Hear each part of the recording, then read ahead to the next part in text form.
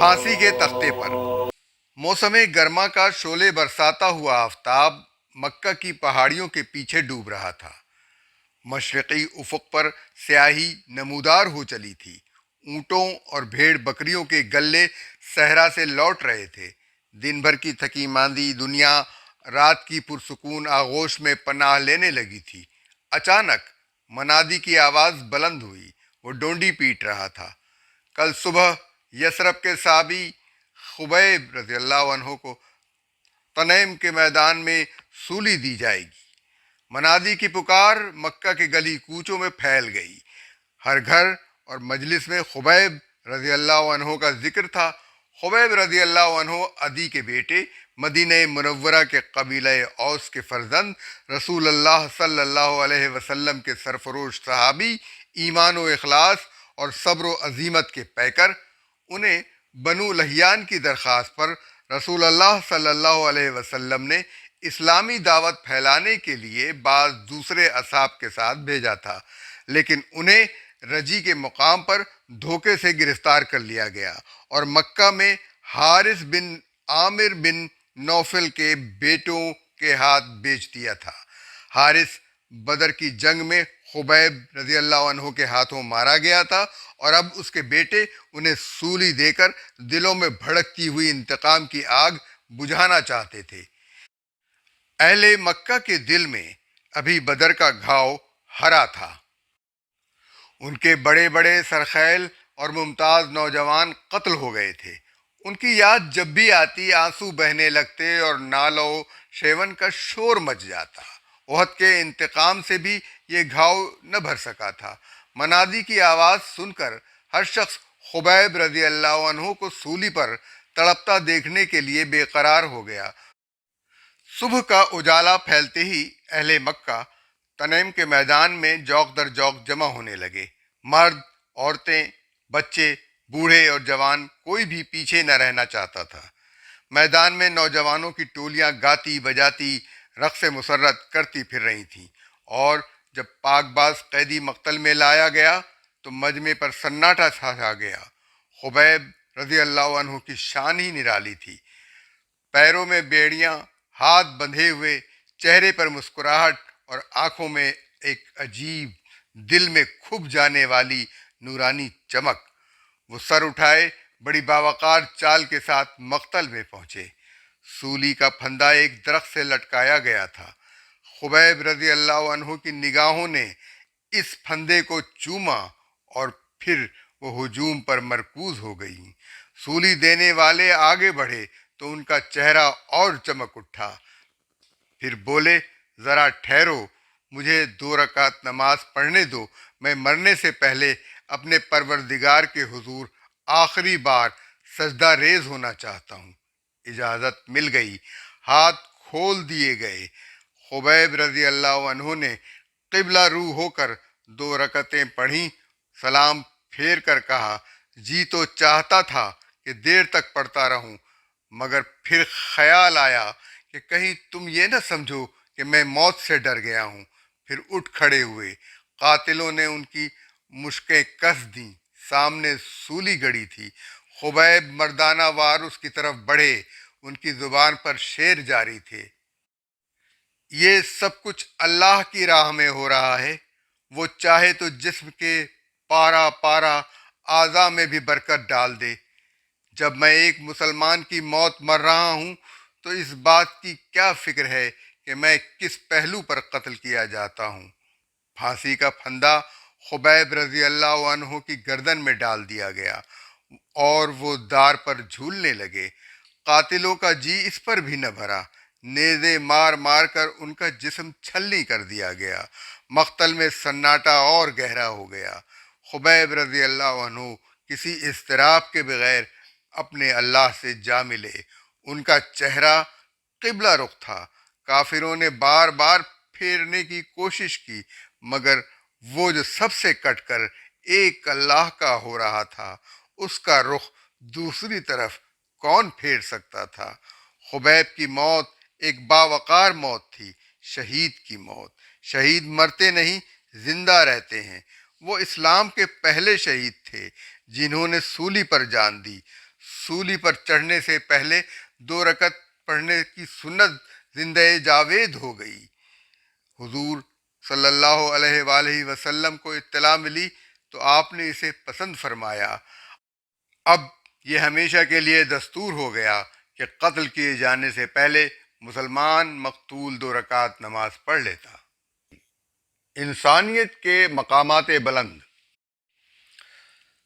सियाह रंग, कोताह कामत और कमरू साद रजी अल्लाह अन्हो को भला कौन शख्स अपनी बेटी दे, मगर वो जितने बदसूरत और काले हैं उनका दिल नूरे ईमान से उतना ही मुनव्वर और किरदार हुस्न जमाल से मुज़य्यन है। हुजूर सल्लल्लाहु अलैहि वसल्लम की खिदमत में हाजिर होकर अर्ज करते हैं, जो लोग यहाँ मौजूद हैं और जो मौजूद नहीं, मैंने सबको शादी का पैगाम दिया, लेकिन मुझे कोई रिश्ता देने पर आमादा नहीं होता। हुजूर सल्लल्लाहु अलैहि वसल्लम फरमाते हैं, उमरो बिन वहाब के यहाँ जाओ, उनके दरवाजे पे दस्तक दो और सलाम के बाद उनसे कहो, अल्लाह के नबी सल्लल्लाहु अलैहि वसल्लम ने तुम्हारी लड़की मेरे साथ ब्याह दी। उमरो बिन वहाब कबीले सकीफ के 9 मुस्लिम हैं। दुरुस्त मिजाज, उनकी लड़की हसीनो जमील और ज़हीनो फित्तीन है। साद रज़ी अल्लाह अन्हु उनके घर जाकर दरवाज़ा खटखटाते हैं। घर वाले दरवाज़ा खोलते हैं तो उन्हें रसूलुल्लाह सल्लल्लाहु अलैहि वसल्लम का फरमान सुनाते हैं। ये लोग उन्हें सख्त सुस्त कहकर वापस कर देते हैं। लड़की भी आवाज़ सुन लेती है, वो खुद निकल आती है और साद रज़ी अल्लाह अन्हु को आवाज़ देती है, बंदे खुदा लौट आओ, अगर रसूलुल्लाह सल्लल्लाहु अलैहि वसल्लम ने तुम्हारे साथ मेरी शादी कर दी है तो हुजूर सल्लल्लाहु अलैहि वसल्लम का फरमान मेरे सराखों पर, मैं इस चीज़ पर रजामंद हूँ जिससे खुदा और उसके रसूल सल्लल्लाहु अलैहि वसल्लम राज़ी हैं। फिर वो सआदतमंद लड़की अपने बाप से कहती है, इससे पहले कि वही इलाही आपको दुनिया और आखिरत में रुसवा कर दे, अपनी निजात की कोशिश कीजिए। उम्रों हाँपते कांपते रसूलुल्लाह सल्लल्लाहु अलैहि वसल्लम की खिदमत में हाजिर होते हैं। हुजूर सल्लल्लाहु अलैहि वसल्लम दरियाफ्त फरमाते हैं, तुम्ही ने मेरे फरस्तादे को लौटाया था। उम्रो नदामत भरे लहजे में अर्ज करते हैं, जी हाँ, ये गलती मुझ ही से सरजद हुई, हमें उस शख्स की बात का एतबार न था। हमारी इस खता से दरगुजर फरमाइए और अल्लाह से हमारे लिए मगफिरत की दुआ फरमाइए। हमने लड़की ब्याह दी। रसूल अल्लाह सल्लल्लाहु अलैहि वसल्लम साद से कहते हैं, अब अपनी बीवी के पास जाओ। साद रजी अल्लाह अन्हु उठते हैं और बीवी के लिए तहाइफ खरीदने बाजार की तरफ चल देते हैं। अचानक मुनादी की आवाज़ सुनाई देती है। वो कह रहा है, ए अल्लाह के शह सवारो, जिहाद के लिए सवार हो जाओ और जन्नत की बशारत लो। साद रजी अल्लाह अन्हु ऐलान सुनते हैं तो सारे वलवले और जज्बात सर्द हो जाते हैं। अल्लाह की राह में जिहाद के जज्बा हर जज्बे पर गालिब आ जाता है। दुल्हन के लिए तहाइफ खरीदने का ख्याल छोड़ देते हैं। जिहाद के लिए तलवार, नेज़ा और घोड़ा खरीदते हैं और अमामा बांध सवार होकर मुजाहिदीन की जमात में पहुंच जाते हैं।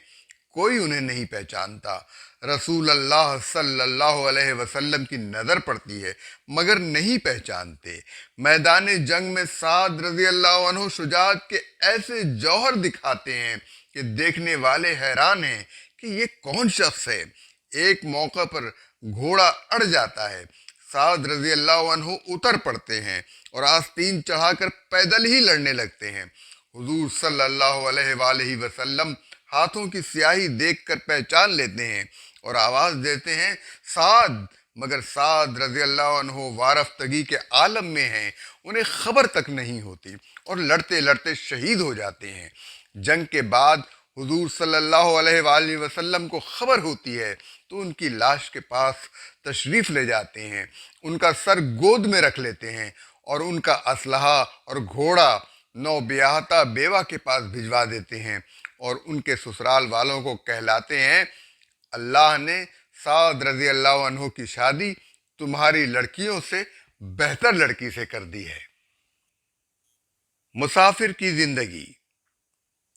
امیر المومنین عمر بن خطاب رضی اللہ عنہ شام کے سفر پر جاتے ہیں تو یزید بن نبی سفیان رضی اللہ عنہ، عمرو بن عاص رضی اللہ عنہ اور ابو موسیٰ رضی اللہ عنہ کے مکانوں پر جا کر ان سے ملاقات کرتے ہیں۔ دیکھتے ہیں سب بڑے ٹھاٹھ سے رہتے ہیں۔ ابو دردہ رضی اللہ عنہ کے گھر پہنچتے ہیں تو وہاں نقشہ ہی اور نظر آتا ہے۔ حزم و حشم، نہ نقیب و چاؤش، تزک و احتشام اور زینت و آرائش تو ایک طرف، مکان میں چراغ تک نہیں، تاریک مکان میں کمبل اوڑھے پڑے ہیں۔ حضرت عمر رضی اللہ عنہ کی آنکھوں میں آنسو بھر آتے ہیں، پوچھتے ہیں اس قدر اسرت کی زندگی گزارنے کا کیا سبب ہے؟ آپ کے دوسرے ساتھی تو بڑی شان و شوکت سے رہتے ہیں۔ ابو دردہ رضی اللہ عنہ فرماتے ہیں میں نے رسول اللہ صلی اللہ علیہ وسلم کو یہ فرماتے سنا، دنیا میں ہمیں اتنا ساز و سامان رکھنا چاہیے جتنا ایک مسافر کو درکار ہے۔ حضرت صلی اللہ علیہ وسلم کے بعد ہم کیا سے کیا ہو گئے۔ دل کی گہرائیوں سے نکلے ہوئے اس پر اثر فقرے سے دونوں ساتھیوں پر عجیب کیفیت طاری ہو جاتی ہے اور وہ روتے روتے صبح کر دیتے ہیں۔ احساس زیاں۔ معاذ رضی اللہ عنہ گورنر بن کر یمن کی طرف روانہ ہوئے تو رسول اللہ صلی اللہ علیہ وسلم نے پوچھا معاذ فیصلے کس طرح کیا کرو گے؟ قرآن مجید کے مطابق کروں گا، معاذ رضی اللہ عنہ نے جواب دیا۔ قرآن میں کوئی حکم نہ ملا تو سنت رسول صلی اللہ علیہ وسلم کو مشعل راہ بناؤں گا، سنت رسول بھی خاموش رہی تو کیا کرو گے؟ پھر میں خود اجتہاد کروں گا۔ رسول اللہ صلی اللہ علیہ وسلم نہایت مسرور ہوئے اور فرمایا اللہ کا شکر ہے کہ اس نے اپنے رسول صلی اللہ علیہ وسلم کے فرستادہ کو اس چیز کی توفیق دی جسے اس کا رسول صلی اللہ علیہ وسلم پسند کرتا ہے۔ پھر فرمایا معاذ تم پر قرض بہت ہے، اگر کوئی ہدیہ لائے تو قبول کر لینا، میں تم کو اس کی اجازت دیتا ہوں۔ رخصت کا وقت آیا تو ارشاد فرمایا اے معاذ شاید اب تم سے ملاقات نہ ہو، اب مدینے واپس آؤ گے تو میرے بجائے میری قبر کی زیارت کرو گے۔ یہ سننا تھا کہ معاذ رضی اللہ عنہ پھوٹ پھوٹ کر رونے لگے۔ حضور صلی اللہ علیہ وآلہ وسلم نے تسلی دی اور فرمایا نہ رو، رونا شیطانی حرکت ہے۔ معاذ رضی اللہ عنہ جب صوبائی دارالحکومت جند میں پہنچے تو سپیدہ صبح نمودار ہو چکا تھا۔ رسول خدا کا بھیجا ہوا گورنر اس شان سے شہر میں داخل ہوا کہ کوئی بھی اس کے جلو میں نہ تھا، نہ حزم و حشم، نہ نقیب و چاؤش اور نہ لاؤ لشکر، بس اللہ کی عظمت اور کبریائی کا ذکر ان کی زبان پر تھا۔ اللہ اکبر، اللہ اکبر۔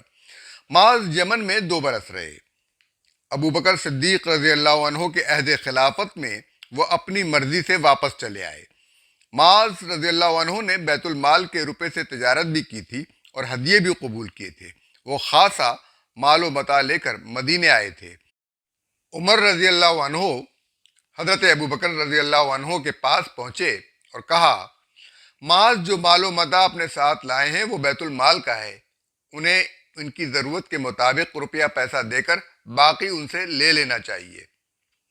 انہیں رسول اللہ صلی اللہ علیہ وآلہ وسلم نے حاکم بنا کر بھیجا تھا، اگر وہ خود اپنی مرضی سے میرے پاس لائیں گے تو لے لوں گا، ورنہ ایک حبہ بھی نہیں لوں گا۔ ابو بکر رضی اللہ عنہ نے جواب دیا۔ عمر رضی اللہ عنہ معاذ کے پاس پہنچے اور مال واپس کرنے کا مطالبہ کیا۔ معاذ رضی اللہ عنہ نے انکار کر دیا، مجھے رسول اللہ صلی اللہ علیہ وسلم نے یمن اس لیے بھیجا تھا کہ وہاں رہ کر اپنی معاشی حالت سنوار لوں، میں ایک پیسہ بھی نہیں دوں گا۔ انہوں نے 2 ٹوک جواب دیا۔ عمر خاموش چلے آئے، مگر ان کا اب بھی یہی خیال تھا کہ معاذ نے بیت المال کے سرمایے سے ضرورت سے زیادہ فائدہ اٹھایا ہے۔ رات معاذ سوئے تو انہوں نے ایک بھیانک خواب دیکھا، ایک بہت بڑی دلدل ہے جس میں وہ پھنس گئے ہیں اور اس میں غرق ہوئے چلے جا رہے ہیں۔ اچانک عمر رضی اللہ عنہ پہنچ جاتے ہیں اور اپنا ہاتھ بڑھا کر چلاتے ہیں، معاذ میرا ہاتھ پکڑ لو، میرا ہاتھ۔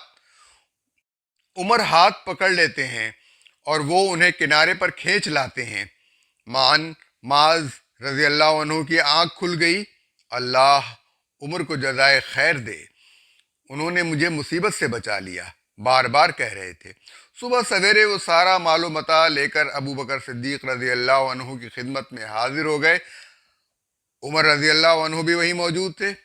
اے نائب رسول صلی اللہ علیہ وآلہ وسلم، یہ وہ مال و اسباب ہے جو میں یمن سے لایا تھا، اسے بیت المال میں داخل کر لیجئے، معاذ نے کہا، اور پھر رات کے خواب کا پورا واقعہ سنایا۔ نہیں، میں اس میں سے کچھ نہیں لوں گا، میں تمہیں یہ مال ہبہ کرتا ہوں۔ ابو بکر رضی اللہ عنہ نے فرمایا، ہاں اے معاذ، اب تم یہ مال اپنے پاس رکھ سکتے ہو، اب یہ تمہارے لیے حلال ہے۔ عمر نے معاذ سے کہا، عمر، اللہ تمہیں نیک صلہ دے، تم نے مجھے تباہی سے بچا لیا۔ معاذ نے رندھی ہوئی آواز میں کہا، اور ان کی پلکوں پر شکر و سپاس کے ننھے منھے قطرے جھلملانے لگے۔ اردو آڈیو بکس.com پر آپ سن رہے ہیں آباد شاہ پوری کی کتاب اسلامی زندگی کی کہکشاں۔ آواز وجی احمد صدیقی۔ دولت دنیا سے بے نیازی۔ امیر المومنین عمر بن الخطاب نے 400 دینار اپنے غلام کو دیے اور فرمایا، جاؤ یہ ابو عبیدہ بن الجراح رضی اللہ عنہ کو دے آؤ۔ کچھ دیر ان کے یہاں ٹھہر جانا اور دیکھنا ابو عبیدہ اس رقم کا کیا کرتے ہیں۔ غلام ابو عبیدہ کے گھر گیا، وہ موجود تھے۔ غلام نے رقم دی اور کہا، امیر المومنین نے بھیجی ہے تاکہ آپ اپنی ضروریات پوری کر سکیں۔ ابو عبیدہ رضی اللہ عنہ نے رقم لے لی اور کہا، اللہ عمر پر رحم کرے اور انہیں اپنی نعمتوں سے نوازے۔ پھر اپنی لونڈی کو بلایا اور کہا، جاؤ یہ 7 دینار فلاں شخص کے ہاں دے آؤ، 5 دینار فلاں کے ہاں اور 10 فلاں کے ہاں۔ اس طرح انہوں نے سارے دینار اسی وقت تقسیم کر دیے۔ غلام نے واپس آ کر سارا قصہ حضرت عمر رضی اللہ عنہ سے بیان کیا۔ عمر رضی اللہ عنہ نے اتنے ہی دینار اور دیے اور غلام سے فرمایا، جاؤ یہ معاذ بن جبل رضی اللہ عنہ کو دے آؤ، اور ہاں دیکھنا وہ کیا کرتے ہیں۔ غلام معاذ بن جبل رضی اللہ عنہ کے ہاں پہنچا اور رقم دی اور وہی بات کہی جو ابو عبیدہ رضی اللہ عنہ سے کہی تھی۔ معاذ نے دینار لے لیے اور ابو عبیدہ کی طرح وہیں کھڑے کھڑے سب کے سب حاجت مندوں کو بھجوا دیے۔ غلام نے حضرت عمر رضی اللہ عنہ کو ساری سرگزشت سنائی۔ عمر خاموش سنتے رہے، ان کا چہرہ فرط مسرت سے چمک رہا تھا۔ سن چکے تو فرمایا، یہ لوگ ایک دوسرے کے دینی بھائی ہیں اور ایک ہی رنگ میں رنگے ہوئے ہیں۔